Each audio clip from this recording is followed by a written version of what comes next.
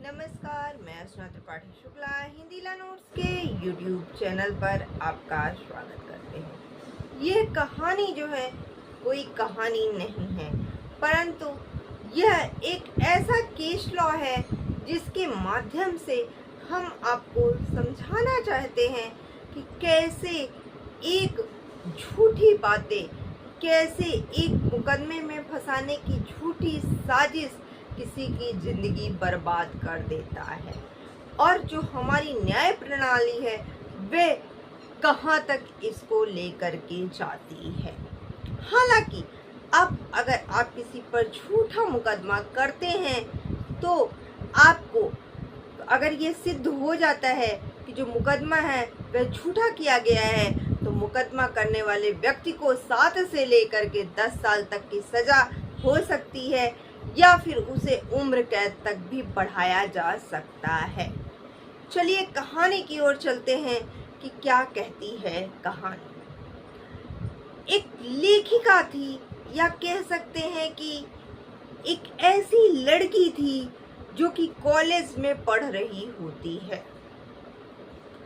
College में पढ़ने वाले जो बच्चे होते हैं उनके सब में मन में एक जोश भरा होता है, एक जुनून होता है कुछ कर गुजरने का। वह भी कॉलेज के आखिरी चरण में थी। कुछ महीनों बाद ही उसका कॉलेज खत्म होने वाला था। फिर उसे भी बाकी स्टूडेंट की तरह एक अच्छी नौकरी की तलाश चल रही थी और उसे भी जो अपने सपने होते हैं उनको बाकियों से कुछ अलग करते हैं। जब हम कॉलेज के लास्ट ईयर में होते हैं तो हमारे सपने, हमारा जुनून बहुत ही उच्च श्रेणी का होता है। ऐसा लगता है कि बस आज ही हम कुछ कर गुजरेंगे। हमारे आगे आने वाली जिंदगी के लिए हम सब कुछ सोचने लग जाते हैं, कैसे हम उच्च स्तर तक पहुंचेंगे, कैसे हमारे आगे की लाइफ होगी, क्या सपने होंगे, हम सब बुनना वहीं से शुरू कर देते हैं। कुछ ऐसा ही हुआ उस लेखिका के साथ भी।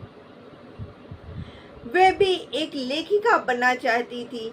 उसने भी हजारों जो असफल लेखक थे उन्होंने उसके उत्साह को खत्म कर दिया था।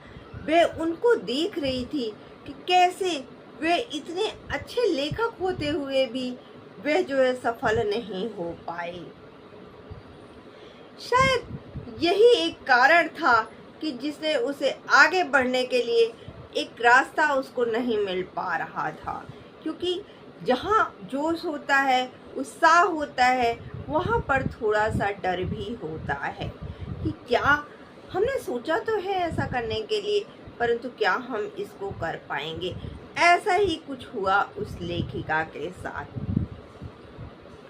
फिर एक दिन क्या हुआ कि उसके दिमाग में एक आइडिया क्लिक करने लगा। हम सब सोचते हैं कि हम एक दिन में अमीर कैसे बन जाएं, हम ज़्यादा से ज़्यादा नेम फ्रेम कैसे कमा लें, हमारे पास धन दौलत ज़्यादा से ज़्यादा कैसे हो जाए। परंतु आपको बता दें कि यह सब एक दिन में नहीं होता है। जिसने भी एक दिन में कुछ कमाने की कोशिश की है, एक दिन में ही सब कुछ अच्छा करने की कोशिश की है, वह कभी सफल नहीं हो पाया है। तो कोई भी चीज़ है उसको एक दिन में मत कीजिए, समय लीजिए लेकिन कीजिए। ऐसा ना हो कि 4 दिन किसी को अच्छी जिंदगी देने के जो है चक्कर में आप जो है उसके 4 साल बर्बाद कर दीजिए। तो जो भी कीजिए सोच समझ के कीजिए। ऐसा ही हुआ कुछ उस लेखिका के साथ में। उसके दिमाग में एक आइडिया क्लिक किया जिसने उसके जोश को क्या हुआ कई गुना बढ़ा दिया। जब हमारे मन में कुछ आइडिया आता है तो हम में उत्साह और अधिक आ जाता है। उसने भी अपनी किताब पर पूरा जोरों शोरों से लिखने लगी। पूरे 3 महीने उसने लगाए अपनी किताब लिखने के लिए। जब 3 महीने हो गए उसकी किताब जो है पूरी हो गई और अब उसको छपवाने में भी 1 महीने का समय लग गया। आखिर में क्या हुआ कि उसने अब उस किताब के जो है विमोचन का भी समय आ गया था। अब किताब खरीदने वालों की लाइन लग गई थी। लाइन क्यों लगी थी? क्योंकि वह एक नई लेखिका थी और उसने जो किताब लिखी वह उसने ट्विटर पे, उसने कई जगह जो है एडवर्टाइजमेंट में उसने ये बताया कि ये किताब जो है, जो उसके प्रोफेसर थे उन्होंने उसके साथ रेप किया था और ये किताब उसके जीवन पर आधारित है। उस रेप जो प्रोफेसर ने किया था उसके बाद की उसकी ज़िंदगी पर है, कैसे उसकी ज़िंदगी बदल गई। अब ऐसी न्यूज़ सुन करके लोगों को, किताब खरीदने वालों की लाइन लग गई। अब किताब जो है वह बेस्ट सेलर भी साबित हो गई। क्यों? क्योंकि लगातार लंबे समय तक उसकी डिमांड घट नहीं रही थी, लगातार मार्केट में उसकी डिमांड बढ़ी हुई थी। इस किताब की सफलता को लेकर के लेखिका जो है वह एक अच्छी लेखक के रूप में स्थापित हो गई थी, बल्कि उसकी जो गिनती हो गई थी वह अमीर लेखिका में भी आ गई थी। एक दिन क्या हुआ कि ये जो है कई किताबों की फिर उसकी धीरे धीरे श्रृंखला निकलती रही। वहीं पर जो एक अनजान लेखिका थी उसकी पहली किताब के लिए ऐसी भीड़ लगी। क्यों? क्योंकि भीड़ ऐसे ही नहीं आ रही थी। जो उसने ट्विटर पे जो घोषणा की थी कि वो किताब उसने अपने जीवन के अनुभवों को नाट्य रूपांतरण देके किया है, वह एक भावुक अपील लोगों से करी थी कि वह जो है आए और उसकी किताबों को पढ़ें। वह जो अपील थी वह भीड़ को लेकर के खींची चली आ रही थी। परंतु क्या हुआ कि 16 साल बाद आज उस लेखिका ने फिर से एक घोषणा की। वे बातें पुरानी हो गई, उसकी श्रृंखला पे श्रृंखला उसकी बुक जो है वह स्टोर में चलने लगी। अब वह एक बहुत बड़ी लेखिका हो गई थी, परंतु आज भी उसके मन में कहीं ना कहीं एक ग्लानि थी। आज उसने फिर निश्चय किया कि वह ट्विटर पे कुछ पोस्ट करेगी। इस बार उसको माफ़ी मांगनी थी। अब तो आप समझ ही चुके होंगे कि किससे माफ़ी मांगनी थी। जी हाँ, उसी प्रोफेसर से जिसके बारे में उसने लिखा था कि उन्होंने मेरी रेप किया था। आज 16 साल बाद उसने यह घोषणा की कि जो उस प्रोफेसर ने उसका रेप किया था और उसी घटना पर जो कि ये किताब लिखी गई थी, वे जो है प्रोफेसर साहब जो कि पिछले साल ही उनको बाइज्जत बरी कर दिया गया था, कोर्ट ने उनको बेगुनाह जो है बरकरार रखा था कि वह बेगुनाह है। इसके साथ ही साथ जज साहब ने ये भी कहा था कि जिन्होंने आपको फंसाया है उनको हम सजा देंगे। आज उस लेखिका ने माफ़ी मांग ली थी।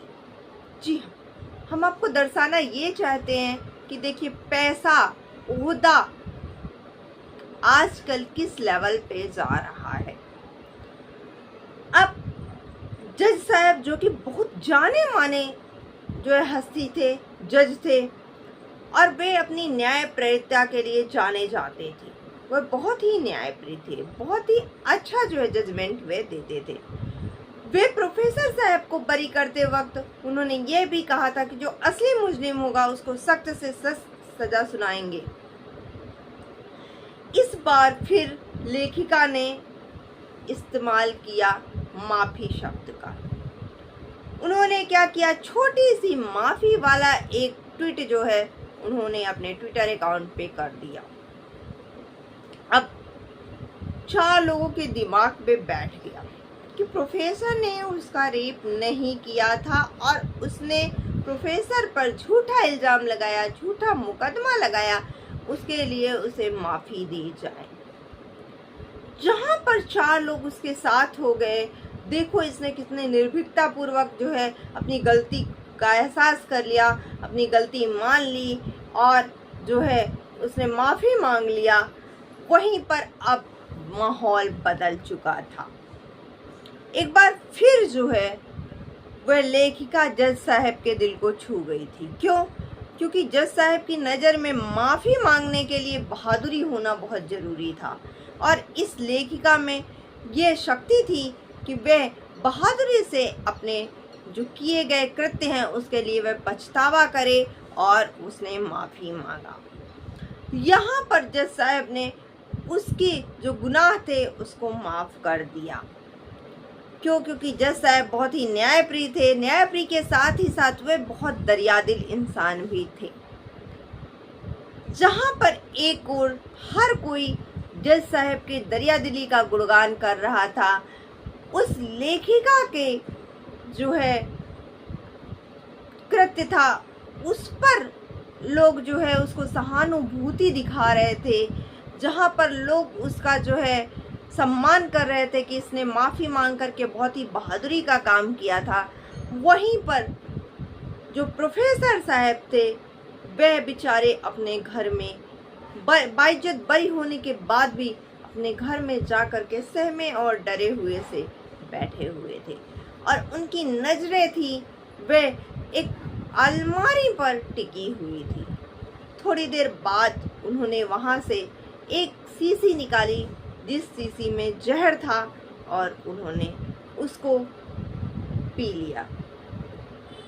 कानून ने स्पष्ट तौर पर यह बता चुके थे कि प्रोफेसर साहब के लिए कोई भी न्याय नहीं है, और यही होता आ रहा है हमारे समाज में। हालांकि जो नई बीएनएस की धारा आई है उसके तहत अगर कोई भी इस तरह का जुल्म करता है, दूसरे पर कोई इल्ज़ाम लगाता है और वह बाइज्जत बरी हो जाता है, तो उसको 7 साल से लेकर के 10 साल तक की सज़ा मिल सकती है। आपको ये हमारी केस लॉ जो कि कहानी के रूप में थी कैसी लगी ज़रूर बताइएगा। कमेंट ज़रूर कीजिएगा कि क्या यह सच है, आज भी ऐसा होता है या नहीं। और जिन्होंने अभी तक हमारे चैनल को सब्सक्राइब नहीं किया है तो प्लीज़ हमारे चैनल को सब्सक्राइब कर लीजिए। धन्यवाद।